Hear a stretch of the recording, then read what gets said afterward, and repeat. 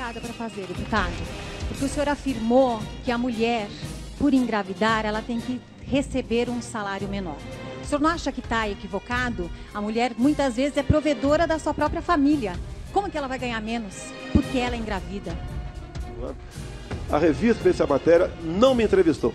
Pegaram um áudio com o jornal Zero Hora. E lá no áudio e na matéria do Zero Hora, você vê claramente que o empresário, na hora de optar entre o homem e a mulher, ainda sendo jovem ou não, ele vai realmente, geralmente optar pelo homem. Tendo em vista, no Brasil, o grande problema é a carga tributária, né, os encargos trabalhistas. Então, geralmente, o empresário está na matéria, prefere o homem. Nada mais além disso. E essa afirmação, inclusive, durante a última semana, eu apanhei por 1 hora na Rádio CBN, não tiveram a dignidade de abrir espaço no ar. Então, isso daí não procede. Na própria matéria do áudio do Jornal Zero Hora está escrito que o empresário prefere o homem à mulher. O empresário. E no caso, o senhor, qual seria a sua opinião? Sem problema nenhum, é competência. Eu não vou pagar mais para um homem, só porque é homem, e menos para você sendo mais competente. Vocês estão numa situação de igualdade conosco há muito tempo, tá ok? E eu acho que aquela que embarca nessa onda, ela apenas está querendo se vitimizar. Você pode ver, você presta um concurso para as Forças Armadas, nós dois sargentos, ganhamos a mesma coisa. Nós dois para a Polícia Legislativa no Congresso, ganhamos a mesma coisa. Gostaria de saber do candidato Alckmin, com o comentário do candidato Bolsonaro, se é possível traçar uma meta de redução de homicídios para os próximos 4 anos. Como reduzir o poder das facções criminosas que hoje comandam o crime no Brasil, dentro e fora dos presídios?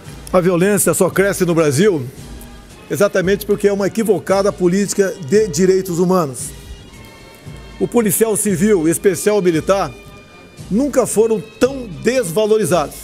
Não tem uma retaguarda jurídica para poder bem cumprir o seu dever. O cidadão de bem, esse foi desarmado por ocasião do referendo de 2005, apoiado, inclusive, pelo partido do senhor ex-governador. E o bandido continuou muito bem armado. Nós devemos fazer com que a vontade popular, por ocasião do referendo, se faça presente em nosso meio e o cidadão possa comprar armas de fogo para a sua legítima defesa. O Brasil é um país de educação indigente. O Brasil tem um quadro, segundo a OCDE, que é caótico, além de crítico. Nós gastamos aqui no ensino fundamental $3.800 por aluno por ano. Isso é menos de metade do que gasta a média dos países da OCDE. Em compensação, gastamos muito com o sistema universitário que está falido. Quero saber como é que o senhor vai enfrentar esse problema, se há alguma perspectiva de inversão desses investimentos, qual é a proposta? A pirâmide realmente, para nós, tem que ser invertida. Se gasta muito pouco, levando-se em conta o que se gasta no ensino superior. Gasta muito pouco no ensino básico. E você pode ver, tem escolas que foram militarizadas pela nossa Polícia Militar, especial Goiás e Amazonas, bem como temos os colégios militares. Nessa semana mesmo, o jornal Correio Brasiliense publicou que 4 estudantes foram aprovados em Harvard, estudantes do Colégio Militar de Brasília. As escolas militarizadas, Ciro Gomes, eu tive numa delas, no Amazonas, e ela foi construída num local perto de uma comunidade muito pobre e violenta. Então, a hierarquia e disciplina entrando na escola, o percentual dessa garotada que consegue acesso ao nível superior é muito acima das demais escolas públicas e particulares de todo o estado do Amazonas. Então, a hierarquia e disciplina, no meu entender, tem que se fazer presente. O que aconteceu ao longo do tempo? Retirar a autoridade do professor em sala de aula. Hoje em dia, pesquisas da PEOSP, a PEOSP aqui em São Paulo, né, pesquisa recente, diz que 70% dos professores já foram agredidos física ou moralmente por parte de alunos ou pai de alunos. Então, entendo que restabelecendo a autoridade, invertendo essa pirâmide de gasto, nós podemos atingir o objetivo final, que é dar uma educação de qualidade para a garotada do Brasil. Ciro, reconheço, você falou realmente no Ceará, existe isso, até porque começou lá atrás com um jovem, né, formado pelo ITA, levou isso para lá e vocês, em parte, acolheram isso aí. Agora, tenho conversado com meus colegas do Alto Comando do Exército, alguns estão de acordo. Em havendo meios, nós devemos fazer, sim, um colégio militar em cada estado cuja capital não o tenha. Aqui em São Paulo, Boechat, pretendemos fazer o maior colégio militar do Brasil, no campo de Marte. Agora, a questão do chicote não existe, você me desculpa aqui, mas não existe, tá? Nenhum pai, nenhuma mãe quer tirar o filho de lá. E eu conversei com muitos, fui lá, fui em Anápolis também, fui lá no estado de Manaus, nenhum pai quer tirar o filho de lá, e a fila é enorme. Entendo que com hierarquia, disciplina e sem chicote, chegaremos lá. Eu gostaria que a legislação penal fosse de cada estado, como é nos Estados Unidos. Assaltar no Rio de Janeiro, por exemplo, 20 anos de cadeia. Assaltar em São Paulo, 10 anos. Está na cara que o pessoal ia assaltar em São Paulo. Temos uma porcaria de uma Constituição ao se referir a direitos humanos. Não há pena de morte aqui.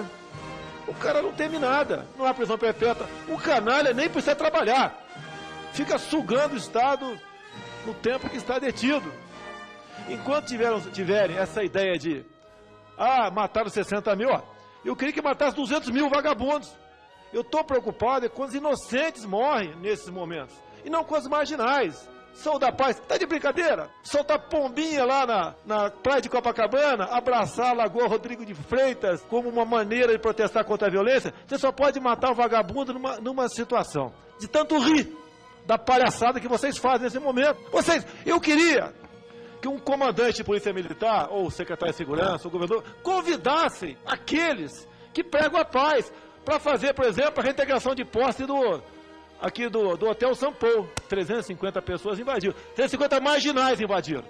Fala em dissuasão. Isso é de brincadeira. Dissuasão.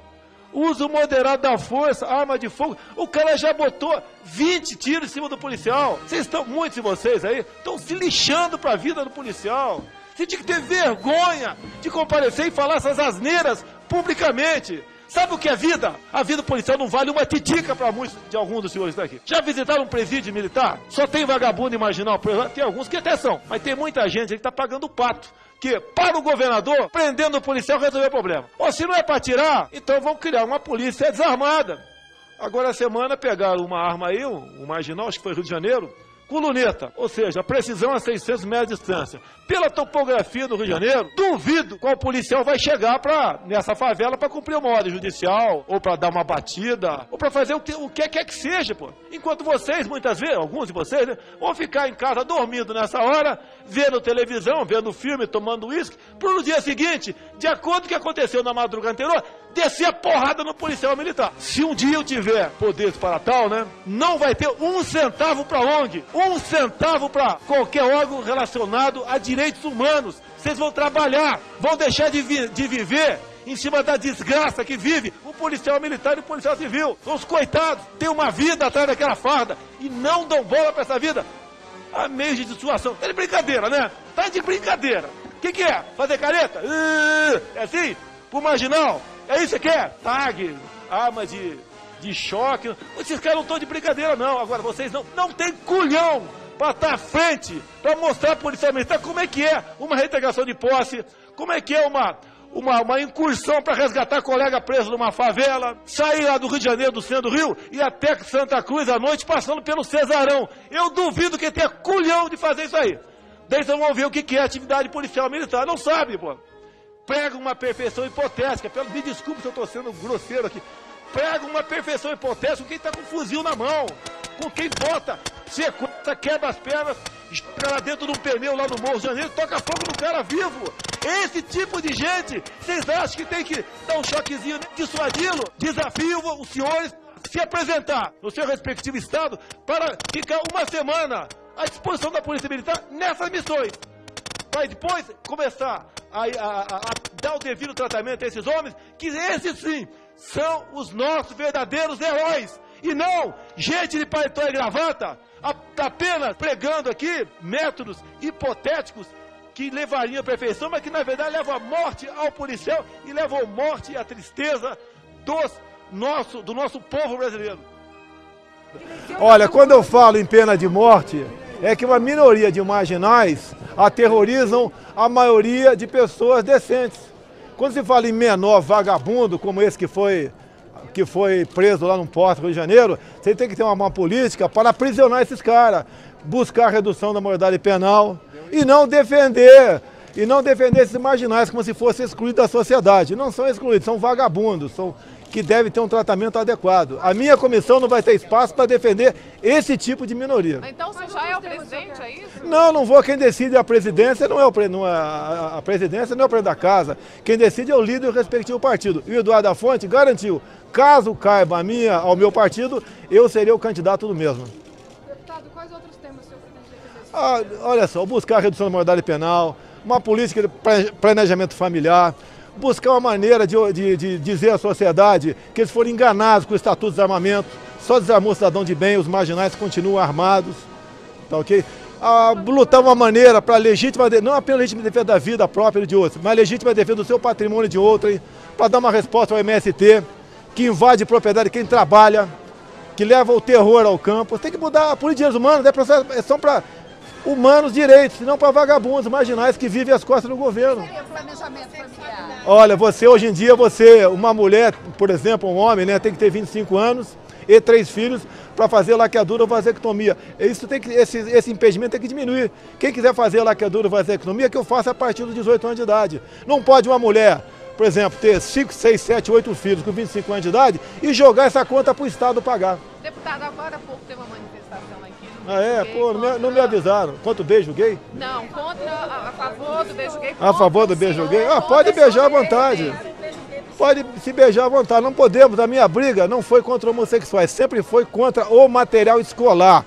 Nós não podemos estimular criança a partir de 6 anos de idade a serem homossexuais, como o governo do PT vem fazendo. Proposta nenhuma. Por exemplo, se um homossexual for maltratado, violentado, a pena é o mesmo, né, para a pessoa que violentar ou maltratar um heterossexual, porque eles vão ser agora superpoderes, eles são semideuses. Qualquer problema que acontece, né, o elemento está assaltando, está roubando, e de repente descobre que ele é homossexual e é morto, é homofobia. Isso não existe. Por fim, senhor presidente, eu quero me somar àqueles que se indignam na sua alma com as manifestações que não toleram a vida democrática do país e que vão às ruas com cartazes, são poucos, é verdade, mas deveriam ter a consciência do escárnio que promovem ao estarem indo às ruas pedindo a ditadura, pedindo o autoritarismo, pelo impeachment, ora. Deputado Jair Bolsonaro, o senhor tem 3 minutos prorrogados. Não saia não, Maria do Rosário, fica aí. Prorrogado. Fica aí, Maria do Rosário, fica aqui pra ouvir. Há poucos dias tu me chamou de estuprador no Salão Verde e eu falei que não ia estuprar você porque você não merece. Vamos aproveitar e falar um pouquinho, né, sobre Dia Internacional de Direitos Humanos. No Brasil é o Dia Internacional da Vagabundagem. Os direitos humanos do Brasil só defendem bandidos, estupradores, marginais, sequestradores e até corruptos. Dia Internacional dos Direitos Humanos no Brasil serve para isso. Isso está na voz, está na boca do povo na rua. Maria do Rosário sai daqui agora correndo. Por que não falou da sua chefe, Dilma Rousseff, cujo primeiro marido sequestrou um avião e foi para Cuba, participou da execução do major alemão, do segundo marido confessou publicamente que expropriava bancos, roubava banco, pegava armas em quartéis e assaltava caminhões de carga na Baixada Fluminense? Por que não fala isso? Maria do Rosário, por que não falou sobre sequestro, tortura e execução do prefeito Celso Daniel do PT?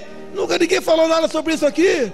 Tão preocupados com os direitos humanos? Vai catar coquinho, mentirosa, deslavada e covarde. Eu ouvi ela falando aqui as asneiras dela. E fiquei aqui, fala do teu governo, o governo mais corrupto da história do Brasil. Dilma Rousseff deve estar envergonhada sim, Vossa Excelência, por ter roubado só 2,5 milhões de dólares da casa do Ademar. Agora são bilhões da Petrobras, presidente do Conselho de Administração, ministra de Minas e Energia, chefe da Casa Civil, presidente da República, não sabe de nada.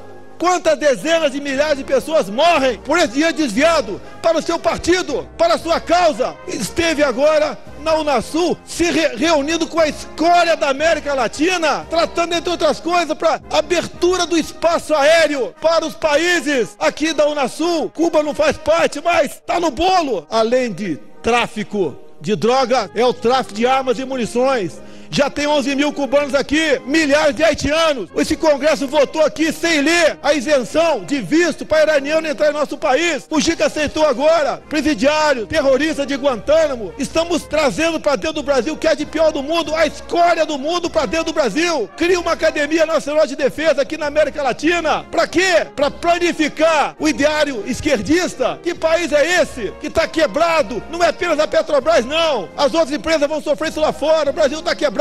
Vamos partir para onde? Para a cubanização, como uma forma de salvar o país? Volta no CPMF, nova líquida de imposto de renda, taxação de grandes fortunas, um governo canalha, corrupto, imoral, ditatorial. Cria também aqui a questão voltada para as eleições na Unasul. Descobriu que a urna eletrônica é a garantia de se perpetuar no poder. Governo covarde, comunista, imoral, ladrão. Entre os melhores ranqueados, só tem um que pode realmente mudar o destino do Brasil. Esse chama-se Jair Bolsonaro. Nós precisamos de um presidente honesto, que tenha Deus no coração, seja patriota e seja independente para, pelo exemplo, governar esse grande país. Um presidente que honre e respeite a família, que trate com consideração criança em sala de aula, não admitindo ideologia de gênero, impondo a escola sem partido. Um presidente que não divida homos e héteros, pais e filhos, nordestinos e sulistas, brancos e negros, ricos e pobres. Um presidente que deixe para trás o comunismo e o socialismo, que sepulte o Foro de São Paulo, que faça negócio com o mundo todo, não mais pelo viés ideológico, que pratique sim o livre mercado. Um presidente que jogue pesado na questão da insegurança pública, para que as mães possam sorrir sem mais temer se teu filho chegar vivo em casa ou não. Precisamos de um presidente que, acima de tudo, tenha a palavra. Brasil acima de tudo, Deus acima de todos.